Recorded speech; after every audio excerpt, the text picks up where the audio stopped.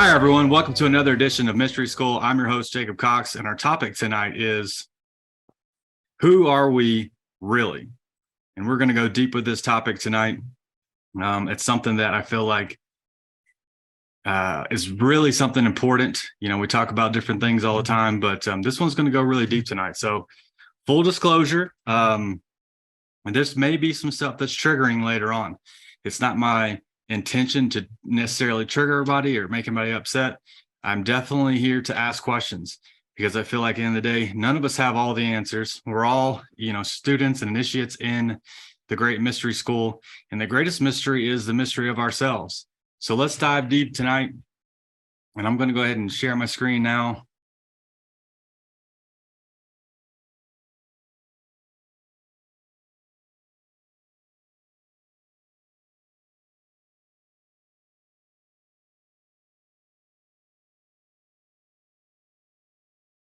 There we go. I think this, you guys can't see, but I'll pull it down here. All right, here we go. Who are we really? And I really like this picture. Why can I take that off and put it there? Absolutely great. I really like this picture because it's got the guy holding the mask, and just on the surface, we're all mothers, we're fathers, we're brothers, we're sisters, we're co-workers. We're in this economic status or that. Some people like to say we're this race or that race. I think there's only one race, the human race. I think a lot of those labels and stuff can be divisive to, kind of combat us against ourselves. But at the end of the day, we're all humans. We all play different roles. Some are, feel like they're more important to us than others, but certainly we all have different aspects of ourselves. We wear different masks, different hats, if you will, all the time, every day. And that's really important to start out with. Okay, so here's where we start. A lot of people, not a lot of people, maybe a few people, the they term that we use a lot, they want us to think we're the people on the left. We're consumers, we're buyers, we're shoppers. We're just doing the heavy work, the heavy lifting for a few people out there, so that our fruits of our labor can go and do more for those who have, who have more than us, for the normal people. But we know in this group, and if you're watching this video right now, there's a lot more to us than that. This right-hand side, we're the universe, we're, divine beings. That's where I think, a lot of us want to understand that's, where we're going, and that's what we realize that we are. So, So let's go there. Let's go to that divine place. Let's start out with our bodies, right? Our bodies are made of the elements. The fire is our passion and compassion. The water is our emotion. We're all made of the earth and many of the same elements in the same proportions. And with the wind is our mental state, our air, that connection. So we're made of all these elements. Our bodies are made of that. Certainly, we need to recognize these elements are all in us. It helps us understand who we really are, how we can go farther and deeper. But beyond that, beyond the body, Yoda would say, luminous beings are we, not this crude matter. And of course, we're not just this body. We're that soul that lies within that, right? And we go through this journey of being humans from, over and over again. I think many of us have played different genders, different roles, mothers and fathers, brothers and sisters, rich and the poor, slave and the master. We get all those experiences. That's one of the greatest things about, to me, reincarnation is that no energy can be created or destroyed. Once we're here to experience all the experiences, and it helps us learn to grow. There's no way we could just do it all in one lifetime. Now, simultaneously, I agree that we're all the same person at the same time, but I also believe linear time is still there. Both exist, the now and linear time. And we do experience linear time in these bodies and as we reincarnate. So it's really important to realize that we don't just have a soul, we are a soul, and we have a body temporarily. We are here to experience that physical part of our nature, to experience, all the things that the physical body has to offer that we can't do. And we're just these spiritual souls and going through constant reincarnation. So that's really important, I think, a lot of times to realize that and to understand that we shouldn't take everything so seriously. This is just a temporary experience, and don't take everything so seriously. But at the same time, got to take some things a little seriously. And so if we're just these souls and we're encompassing different bodies over and over again, I hear that term a lot. You guys have heard this term a lot. We're all light workers. We're divine. We're the quantum experience, soul energy, and we're doing Reiki and, all these things, and kindness and caring and therapeutic and all this stuff. And that's awesome. I totally love it. It's a beautiful thing to, meet other light workers and people who are working with that. I love this painting with Alex Gray. It's actually called Light Worker, I think. And kind of resembles Christ carrying the cross. And I think we all kind of have our own cross that we bear, that we have to, bring to the world, right? We all have our own burdens and our own things that we're here, our missions, our independent missions that we're all here to do. Whatever that is for you is probably similar, but different in a little bit of ways. I think ultimately, one of the biggest missions that we're all here on is to learn unconditional love. And certainly by bearing your own cross, you can do that. Rumi said, we're not just a drop in the ocean. You are the mighty ocean in a drop. That is so powerful. So when I hear that and I realize that, I'm like, man, I am in this body. I am in this experience, but I'm not just Jacob. I'm not just a soul. I'm not just a soul either in Jacob Cox. I'm actually the entire universe in this body called Jacob Cox. And that's really powerful too. And that really gives me a lot of understanding, gives me a lot of power, if you will, that I can do all things and greater things, as many people have told us throughout history. So it is really important for us to realize, don't act so small sometimes, right? Sometimes we do act a little small, and that's humility and that's being humble, sure. And we all are these little bodies at this moment in time, but we're also the whole universe and the ecstatic motion. And I love this picture because that's a whirling dervish, and it's a Sufi mystical religion where they spin. And when they're in the spin, they can do this stuff for a very, very long time, and they don't get tired. They kind of find the center, if you will, and kind of find that place where, all time and everything is all now and oneness. And, I've worked with many, I still do work with many autistic children and adults. And one of the things, especially with children, that I noticed with autism is many of them do this spinning. In fact, one of the most, the person that I knew as a young kid who seemed to be affected the most, he could spin the fastest and the longest, and it was a thing of beauty to watch. And he would come out of that after 5 or 10 minutes like it was absolutely nothing, and just walk around complete balancing. Not, if I was to spin for 30 seconds, I'd probably be falling out real dizzy. But this kid could do it 5 or 10, 15 minutes sometimes and just come out of it like in pure bliss, absolute happiness, smile from ear to ear. And, just walking like it was totally normal, like nothing had happened. And that was something of beauty. I really do think that in this predicament that he's in, this condition, this label that we call it, he's still able to find God. So I don't think no matter where anybody is, there's no judgment on anyone, because just because someone's not where you're at or you don't see them the same, every being has that opportunity to get in connection with God and the universe in that deeper understanding. But when I have experienced my deepest understanding of God has been in the meditation, being still, being in a dark room by myself. And when I do that, and I have, just kind of let go of myself being Jacob Cox from this small town and all these other things, and I reside in that stillness, is when all the labels and everything have just kind of given way.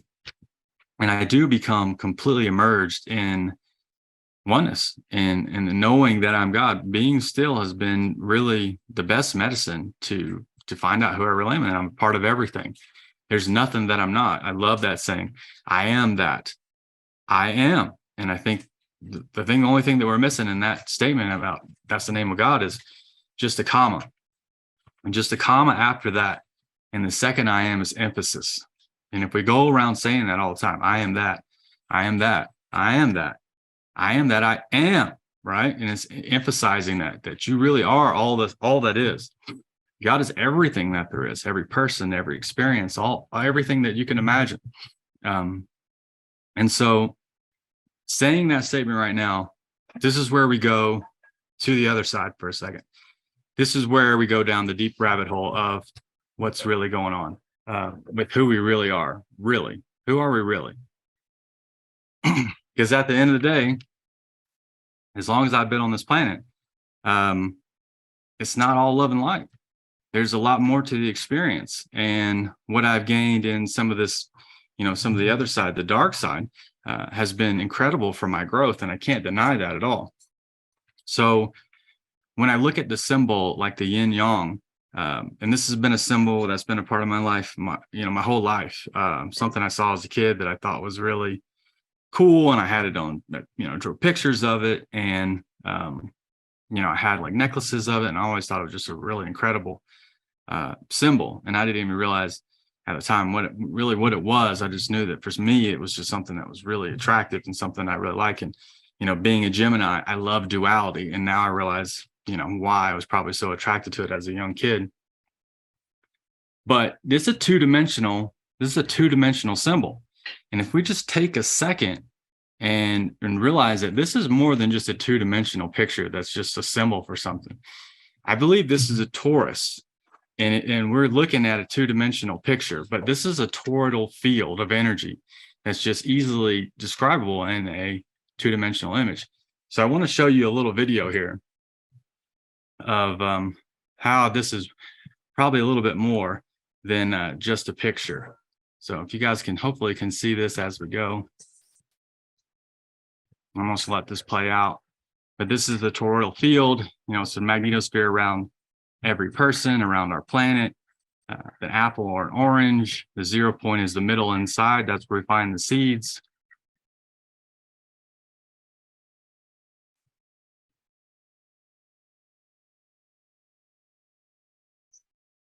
And you can see at the top of the bottom, the holes in the top.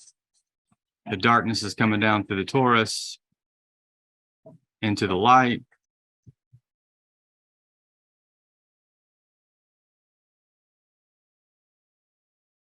And the light is coming up through the torus into the dark.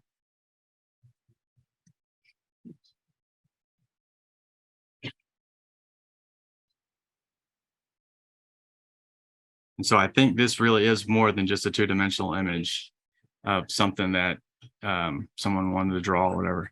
That makes a lot of sense to me. So, and we like to see it as positive and negative, right? The light is positive and the dark is negative.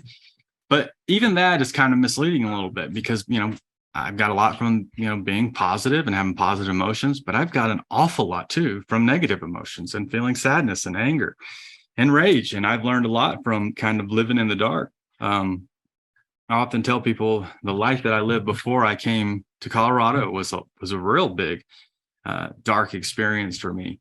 And that really gave birth to the human that I am today. And I'm not upset about or angry at all. It was very well needed. So, we have to ask ourselves that question: is negative all bad and positive only good? And do we only want to be positive all the time? If you want to drive a car or if you want to have a motor, you can't have positive and positive because the car won't start. You literally have to have a positive and a negative terminal to create the electron flow that you need to keep that motor going. If you go open the hood up of your car, it's got a negative and a positive. You don't have two positives. You need both of these to create that electron flow, to create a motor that works for you. So this is extremely important, I think, to realize, in this way we create systems of motors and everything, that this is just, what I've realized is many times the physical rendering of things like the internet is a physical rendering of the internet, that we're all interly connected. And that's really important to realize. And so the telephone, is a way we can communicate around the world, but we have telepathic thought that we could do too. And the same thing, I think, is just, this is a motor and it's the physical representation of how the universe probably works. And so here's a great saying: how can I be substantial if I do not cast a shadow? I must have a dark side also if I am to be whole. Man, that's a really huge statement right there. Um, you have to have a dark side if you're going to be whole. And that's what the yin yang is. It's not just being on one side or just living in the light only. So if you seek truth, be prepared to see darkness as light. If you seek to know yourself, be prepared to hold the light when you see your darkness. Man, what an incredible deep statement right here. That, you are going to need everything to help you become the human being or the enlightened being that you want to be. And it's imperative to see and know both. Here's another great saying. The force is neither light nor dark, master nor slave, but a balance between extremes. And that's where I think we're going with this. This is more like a balance, a balancing act, if you will. It's not just, living in the light, maybe, or just, I'm asking questions right now. Is it just only transmuting the darkness into light, or is it realizing that both are needed in some level of our evolution here? True power comes when the light and the dark within you is brought into an equilibrium and there is conscious decision to embody balance rather than fall to either side. And that makes a lot of sense. I just, I don't see a life where everything's going to be positive all the time. Everything's going to be light. There's going to be still people are going to die. People are going to come against us. Those are the things that are going to happen. When we look back in history, how many people were murdered and martyred for spiritual practices? People who were, enlightened beings were martyred all throughout history. So I think it's really important just to at least ask these questions and at least let's go down this hole for a second. And it is true, too much light can blind us. So we need darkness for the balance. I mean, if our planet was light all day, if the planet didn't spin and we only lived on one side and we got light all day, we would die. All the plant life would die. Thank God the planet spins and has this balance of light and dark. Otherwise, we wouldn't be able to live if it was all dark. We wouldn't be able to live if it was all light all the time, all day long. So this is really huge right here. And I read this statement. I was like, I got to put this in. It is a frightening thought that man also has a shadow side to him, consisting not just of little weaknesses and foibles, but also of a positive demonic dynamism. I probably said that a little wrong. Dynamism. That's hard to say. But, basically saying that within all of us, there is this kind of light and dark journey going on within us. And I'm just here to ask the question, like, how do we explore that? How do we understand that deeper? Because I'm at the point now, this incredible journey that we're on, I feel like we owe it not just to ourselves, but to our planet, to our universe, to become as enlightened as we can be, as powerful as we can be, to help this world, to help this universe, to help our evolution of everyone on this planet to get as far as we can, as we possibly can. Because I see a few people with a lot of power and a lot of us with very little.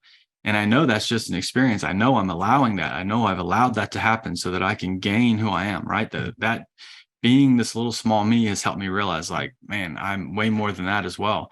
I have that humility to realize I am the tiny little drop in the ocean, but I'm also the whole ocean, the drop. So I'm thankful for that experience. I'm thankful for anyone who ever even took advantage of me. Oftentimes we get angry at the bullies for going after people, but the bully is not, typically going after the healthy kids and groups who are playing by themselves. They go after that kid who's on the playground by himself, who already internally thinks everyone hates me, no one likes me. That's my internal dialogue. I go sit in a corner by myself. And the next thing you know, like a tractor beam, they attract the bully. And the bully and, what do you want to call them? The victim need each other and like a cosmic dance of energy to be able to both free themselves from the prison they live in. The bully doesn't love himself either.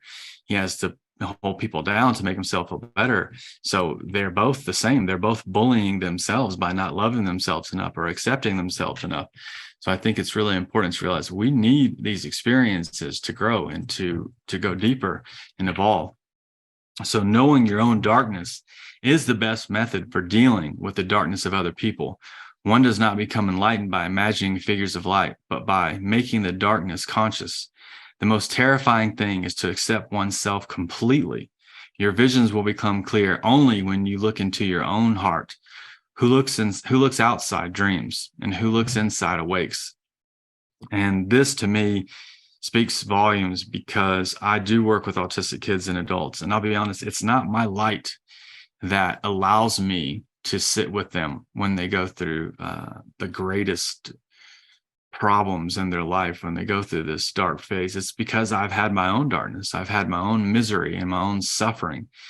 And that's the reason why I can sit with them and not offer help or anything. A lot of times, I feel like most of the time I'm there just holding space for them, to know that someone's here, to know that someone's got your back, that someone cares about you. And I'm not going to dish out advice or experience or anything. Right now, I'm just here with you, going through this with you together, holding your hand, whatever you need me to do. But it is that experience, that amount of suffering that I endured, that is mostly inflicted by myself, that allows me to be able to help them in the best way. And I feel like that alone makes me realize that this darkness really is something that we need to ask a question, like, that we don't, as light workers and everything else, we don't often ask. So to confront a person with their own shadow is to show them their own light. Wow. It's what a great saying. And Carl Jung is just, on top of this, and his teachings, and just listening to him speak about things like this is just absolutely incredible. That's what gives you the opportunity to shine. That's what gives the seed the opportunity to grow, is the darkness. And to whether you want to call it fight your way through, or, believe your way through, whatever it is, but how powerful it is to be able to have that and become who you are because of that darkness. So the shadow work is imperative. It's absolutely imperative to do. And what do we talk about when we talk about shadow work? And here's a good definition I found. What is shadow work? Shadow work is the process of exploring your inner darkness or shadow self. Shadow work uncovers every part of you that has been disowned, repressed, rejected. It is one of the most authentic paths to enlightenment. And that again, right there that's just it. We all have these negative thoughts. We all have this darkness. We all have things that we're not proud of. This person that, we're not proud of, or we don't completely understand, but deep down in us, we have to go in there, go down to those darkest parts of ourselves to find out who we really are. And I think Star Wars absolutely nails it. And the original Star Wars series 4, 5, and 6 that came out in the 70s and 80s, this is the dream that Luke Skywalker has. He dreams that he meets up with Darth Vader, and that's his father, obviously, and they're fighting. And, obviously Luke is the light and Vader is the dark. And during the fight, Luke Skywalker swings the lightsaber, he cuts off his head, it rolls over, and then he looks at it, and it's his face. It's his face inside Darth Vader's skull, inside his helmet. And that just absolutely, oh my God, what an archetype right there. The darkness that we face is ourselves. You're never facing it in someone else. You always, project that on to someone else, to some other person, to some other event, to some other group of individuals, to my work, my boss. But the darkness is in you. And so one of those great sayings is, the greatest warrior is not the one who conquers thousands of people on the battlefield, but the greatest warrior is the one who conquers himself. And I think that's the hammer on the head. That's it. The nail in the coffin. Like, you have to master yourself. You have to master your own darkness. If there is no enemy within, there is no enemy without. If you can identify, I've been lost, I've been afraid, I've been evil, I've been angry, how could you have any judgment on anybody else who's had that as well? It's a no-brainer. It's like they got to go through it too. And that's fine. I don't even need to step into that battle with them. They're battling themselves. I'm more than reluctant to move away and let them have that. So, we have these qualities that we kind of see on the light side: the noble, generous, courage, compassionate, joyful. And then the dark side has its, inadequate, shameful, and rage. But again, these are just qualities that we see on either side of the other. But there are times when these things have definitely, helped me and realize, more about myself.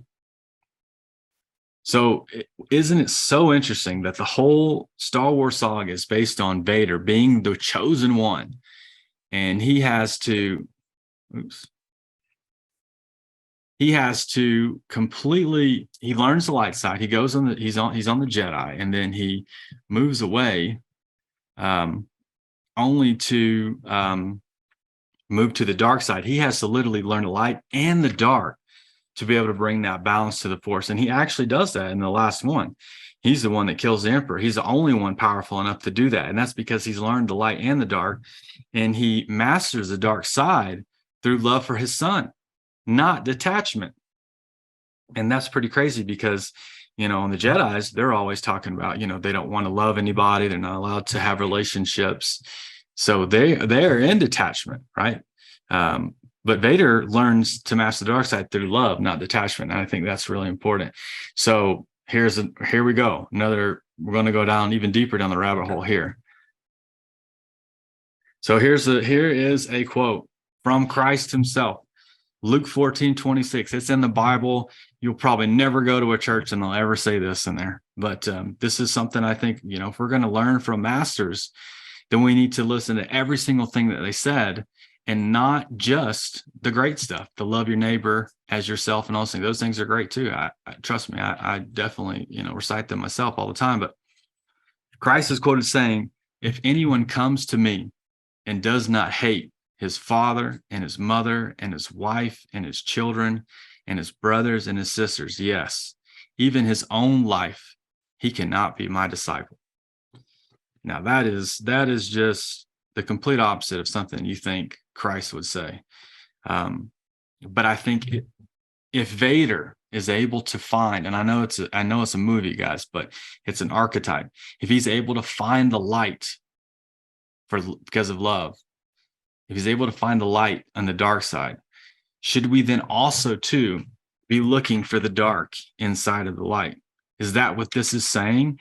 Is that what he's saying, that we should be able to completely detach ourselves from the love that we have for everyone else? If you want to go down to the deepest, darkest parts of yourself, because to me, when you talk about Christ, when you talk about Buddha, when you talk about John the Baptist and all these incredible enlightened beings who go out into the wilderness for usually 40 days without eating, and they go have these incredible experiences where they're usually tempted by the devil, and you know all the things that they're allowed to can have and receive, but they forego those things to go down to the deepest part of hell or Hades to come back with the keys of those to hell. Like in the Bible, literally says Christ has the keys to Hades.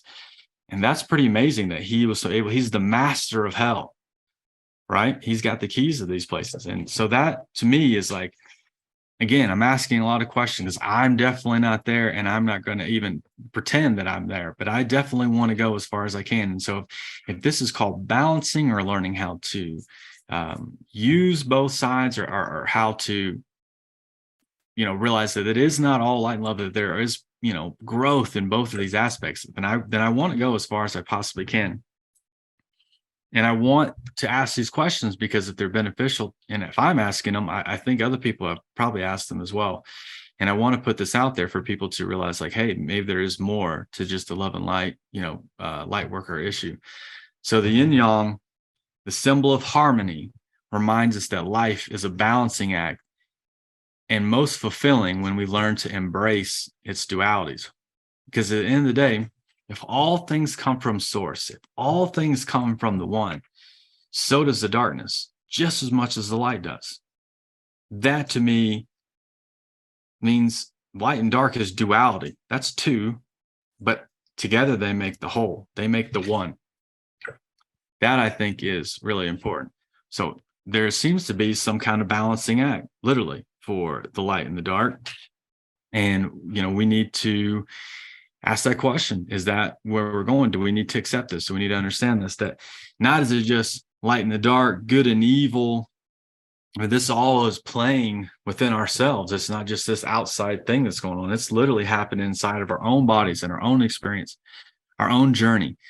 It's the most important part of the hero's quest, is the great abyss, to face the scariest thing, the most fearful thing that you can think of, is to become the hero, right? you don't face, the easy things.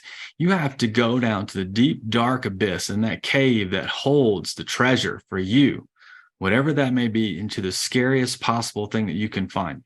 That's what makes the hero's journey, makes you a hero, and it's a little different for everyone, I think, but similar for all of us as well.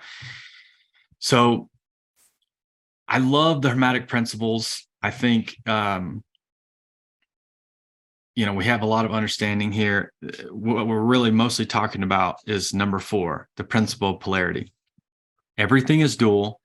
Everything has poles. Everything has its pair of opposites. Like and unlike are the same. Opposites are identical in nature, but different in degrees. Extremes meet. All truths are but half truths. All paradoxes must be reconciled. Man, that is so much in that little couple sentences, but it's unbelievable. I mean, just think for 1 second where the items of hot and cold is just the extremes of temperature. And I can burn something with dry ice or with cold in the same similar manner that I could burn something with heat. So are they opposites if I can literally do some of the same things with these things?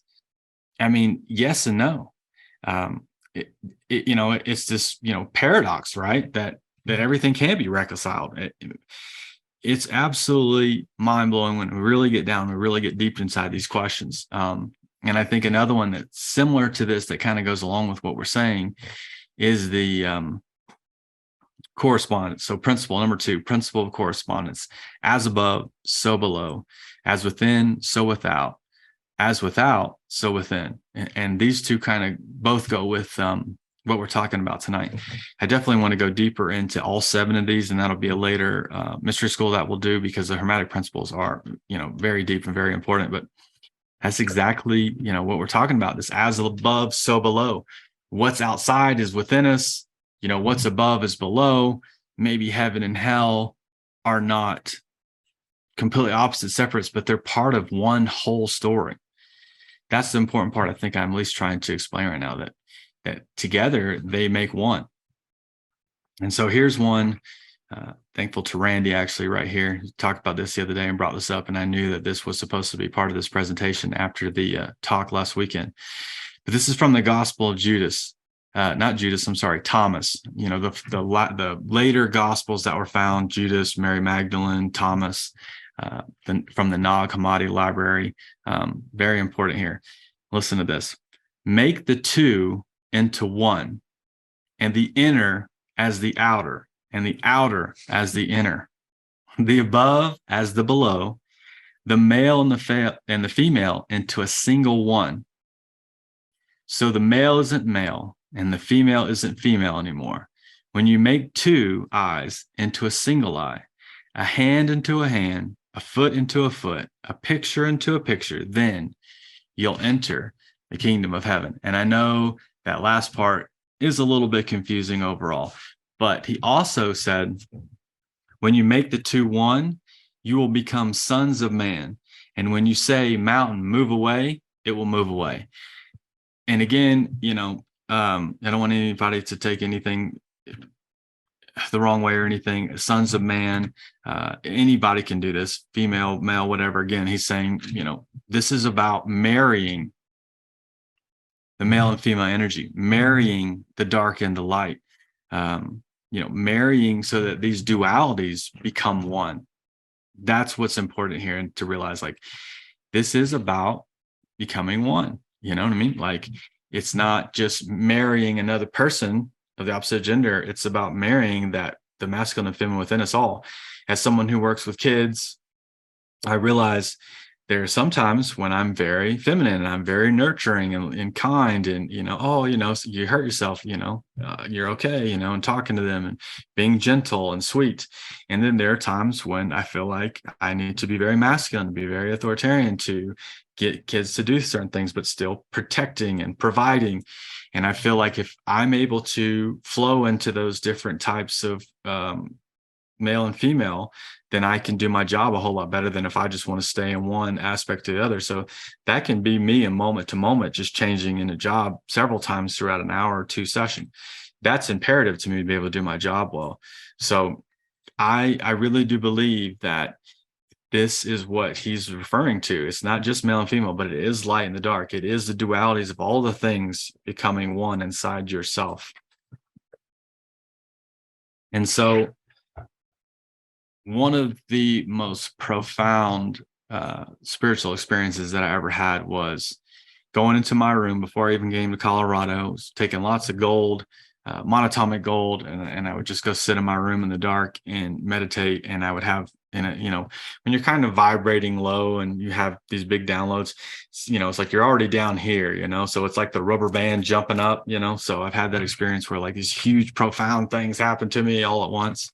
Especially back then. Now it's more, integrated and almost gentle a little bit. But back then, I'm sitting in my room, just meditating and asking the universe to give me something important, give me something that changed my life, maybe understand something. And so I'm just meditating, and all of a sudden I just have this download, huge, powerful experience. And I could see a galaxy. I could see the Milky Way galaxy in my mind's eye, my whole being, really. And I feel like I could just see the whole thing. And I realized inside the very center of the galaxy is a black hole, and it's sucking in all the light and all the stuff. And it was funny because I recognized myself as like, man, I'm kind of like a black hole too. I'm sucking in sex, drugs, rock and roll, all the things to try to fill my emptiness up, because I feel so empty and miserable and suffering inside. So I'm trying to do all the things to, feel good. And then I start to do yoga, meditation, and things like that. And it's like, oh man, these things really working for me. These things are really helpful. Monatomic gold, all that kind of stuff. And so I saw, like I said, this black hole in the center, and it's sucking in lights, and then it's not destroying it, but then it's spitting it out and spinning it around like in this cosmic dance of, just like the Sufi whirling dervish, where he's spinning around the galaxy. The black hole is spinning around the Milky Way galaxy. And I actually went and, turned the TV on right after that. And the channel that I was on, happened to be on, was saying the exact same thing. And I was like, oh my God, that's my confirmation right there. But it was a very profound experience, and I look back at it now and I realize, man, I'm still that black hole. I'm still sucking in all the things. And I'm taking all the things that I get out of it and creating my own galaxy, so that I have planets and stars and people and situations and, events and circumstances that are swirling about my whole being from this void that sits deep inside of me, that everything comes out of and goes into, right? And so it's just a profound experience where I feel like this is a balancing act of this dark hole energy, bringing anything in and balancing it out and using it as to create the entire galaxy, right? That we ourselves are our own galaxies. I'm Jacob Cox galaxy, whatever, not the Milky Way galaxy. And you're your galaxy. And as we learn to perfect this, I think those experiences where Christ and Buddha and Krishna went into the wilderness and to become these enlightened beings, and I think it's very possible that we become bigger things after this. Maybe we become our own planets, we become stars, and we become our own galaxies. Maybe we eventually become our own universes. But it starts with learning how to do this, how to, circle out all this energy that we're constantly taking in and out of us simultaneously. That's the best I can do to dumb it down and put it into words, to explain. But there's something about this that seems incredibly powerful to me and, worth sharing. So it's balancing the light and the dark, the masculine and feminine, complete balance of these whole understandings of the universe, that even in the yin yang, the light gives birth to the dark and the darkness gives birth to the light. And so this is what I think that we're looking for. This is Jesus Christ and Mary Magdalene. And I think Mary Magdalene was his wife. And I think even the name Mary is not just a name, but a title. His mother's name was Mary. And I think she's married not just to Jesus, but to herself. Her masculine and feminine is married. He's Jesus the Christ, which I believe Jesus the Christ is a title as well. His name, seems was Yeshua. And in that 40-day darkness, when he becomes a different person, he became Jesus the Christ. Buddha, his name wasn't Buddha. He became the Buddha. The Buddha, the Christ, Krishna are all titles like doctor or something, but this is the greatest title that we can obtain. And I think this understanding of this marrying this light and the dark together within our own selves helps us find these partners too that have done the same thing. And so when we do this, when we become, and this is the whole reason why talking about this is so important to me. Like, it's not about, where you get it from, but just the fact that we do this and we integrate it, we can become these masters of the universe like Neo. And Neo literally dies. That's what this whole thing is about, resurrecting your ego. So these people, again, in this 40 days wilderness where they're dying, their ego is dying to resurrect, to become this new being, this master of the universe who has mastered the light and the dark. And then no weapon formed against them shall prosper, because they're it. You're the master of the universe. You can master all things. You know what I mean? It's not just about moving blocks and stuff with your mind, but it's be able to learn the ebb and flow of the entire universe, to become the complete masters that we were sent here to become, and that every experience is valid. Every situation, every circumstance that you've ever had, it's all valid. It's all needed. There's nothing to be mad about. The universe is literally panning everything out for you, for us, so that we learn this stuff. And if you need more lessons, if you need more smashes on the head, if you need more jolts from the universe, you're going to get them, because you need them to crack open that shell, to break open that armor. In order to be able to come master the universe, you have to face the darkest, scariest things in your life to become these powerful beings. And it is so important to get there, because all it takes is one of us. That's why they do have to, knock off one of us at a time, because one human being who reaches enlightenment can potentially change the world forever. One Jesus, one Buddha, one Muhammad, one Gandhi, one John Lennon, one Martin Luther King, one Mary Magdalene. They're scared of that. There are some people that are absolutely terrified of us waking up to our brilliance, because they now they have to gather the stuff for themselves. They're the little, grasshoppers have to do their own work. The ants have woken up. And this is our planet. This is our world to take back. You know what I mean? Thank you for the lessons. And when I was in Atlanta before I moved here, I had a boss and I felt like I was taken advantage of. I worked really hard, and other people got things that I didn't, and I had to ask for something, a raise, whatever, and I wanted. My boss got all mad. And, in that moment, I realized, like, man, I've been taken advantage of. Hallelujah. How great. Because if I didn't get taken advantage of by someone else, how would I have figured out my worth for myself? That's so important. Like, that experience made me realize that the minute I realized that I've been taken advantage of is also the same exact moment when I realized how much worth I must have for someone to take advantage of me. It's to your benefit. All of it is.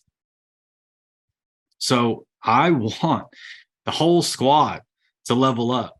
That's the most important thing, is not one of us. It's to light everybody up. It's to get everybody empowered. It's to, you have your gifts and I have my gifts, and Apollo and Zeus and Jesus and Randy and Jacob and all of us. It's going to take all of us coming together to do our rituals, to do our ceremonies, to come together, because there's a few people doing their rituals and their ceremonies to empower themselves. But if we wanted this planet to work for all of us, then we've got to come together to do it together, to take it back. And it is imperative now. And it's obviously, there's no doubt, now is the time. It's the absolute best time, most crucial time in the evolution of this planet, for us to take it back and become the gods and goddesses deep down that each one of us is, not questioning it, knowing it deep down in our souls. I know anybody watching this right now that must be calling to you, because we are the Rainbow Warriors. We are the Rainbow Warriors your ancestors have spoke about, the warriors of the rainbow, which show the people that the Great Spirit is full of love and understanding, and teach them how to make the earth beautiful again. And we need all of these experiences, the whole spectrum of light and dark, to be able to paint with a new brush to create the world that we truly want to live in, that does work for all of us instead of just a few of us. It's absolutely imperative. And that time is now. The time of the white buffalo is now. The time of the Rainbow Warriors is now. And every single person watching this, I believe, are those Rainbow Warriors. And you're watching this because something inside of you, those archetypes of the warrior, the archetypes of the enlightened one, of the masters of the universe, it's calling to you. It's time for you to do that. It's time for you to do your work. It's time for you to give yourself in this world, in this planet, what you have deep down inside of you, that special piece of the puzzle that each of us have, to be able to become these enlightened beings, to be able to take back this planet again into the 1,000 years of peace, the golden age, whatever you want to call it. But every culture seems to point towards a beautiful, harmonious time that comes upon us, and not everybody gets in. They'll come back and they'll reincarnate on other planets till they get to graduate. But this is graduation. That's why this is so hard. This is not elementary school. This is not middle school. This is the master class. This is a planet they're teaching for the master class. So if you're here right now, you're part of that master class, every single one of you. So let's start doing it. Let's start doing that work. Let's start becoming the Rainbow Warriors in this incredible tribe deep down us that we all know that we are. I want to thank you guys all tonight for joining me, going deep down the rabbit hole with me, listening to my incredible questions I have about who are we really deep down inside? What is it that we've been given? How can we completely go deep down into our own souls to find out who we really are, to bring forth back the keys to the enlightenment that we're all seeking, to be able to become the powerful beings that we have been created divinely to be. So I thank you all tonight. I'm so incredibly grateful to have a series like this, to have subscribers and watchers, and it's an incredibly grateful time in my life to have something like this, and I'm incredibly grateful for each and every single one of you. The divine, the God inside of me recognizes and sees the God, the divine in each and every single one of you, and I'm incredibly thankful for all of you tonight. Namaste.